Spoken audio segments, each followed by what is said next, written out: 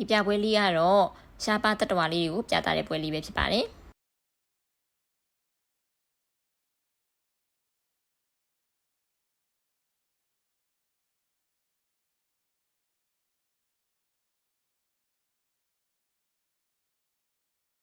ဒါလည်း recon လေးပဲเนาะသူတို့ကိုလောင်ချိုက်နေပါတယ်နဲ့မဟုတ်ဘဲနဲ့ဒီလိုမျိုးလေးပြတာကိုထူးဆန်းနေသေးတယ်ပေါ့နော်ထားလေးကမီကက်ပေါ့နော်မြန်မာဆိုမွေပါလေးပေါ့မွေပါလေးကလည်းအရန်ချစ်ဖို့ကောင်းတယ်သူ့ကအသီးတွေအသားတွေကျွေးလို့ရတယ်ပေါ့နော်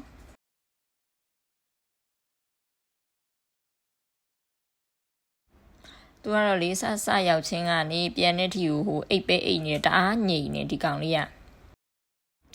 ဒါတွေကငှက်ကလပ်အုပ်လေးတွေပါရှင်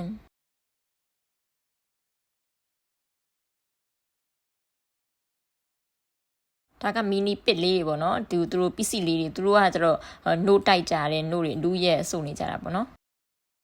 ဒီအကောင်လေးတွေကိုကျွေးဖို့အတွက်အနောက်ကဆိုင်လေးမှာကအသီးအရွက်တွေနဲ့နို့ဘူးလေးတွေကိုရောင်းပါတယ်သူလည်းမီနီပစ်ပဲမီနီပစ်မျိုးစားသူတို့ကိုလည်းနို့ဘူးလေးတွေတိုက်ပါတယ်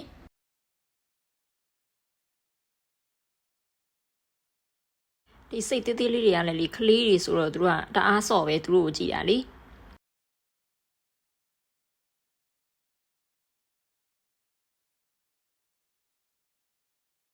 ဒီအမွှေးဖွားနဲ့ကြက်ကလေးတွေကိုတော့ silky chicken လို့ခေါ်ပါတယ်သူတို့ရဲ့အမွှေးလေးတွေကလေလုံးဝပွားဖွားလေးတွေဖြစ်နေတာတမျိုးချစ်စရာကောင်းပါတယ်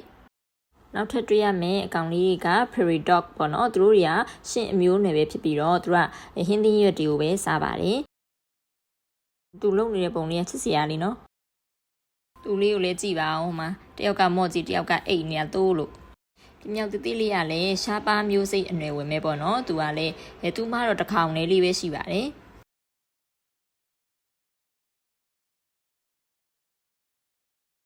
ကောင်းရီပုံနဲ့ရှားတယ်ဖွေးတယ်ပြီးလို့ရှိရင်ကြိုက်တယ်တစ်ခေါင်နဲ့အလုတ်ရှုံနေတော့ပါ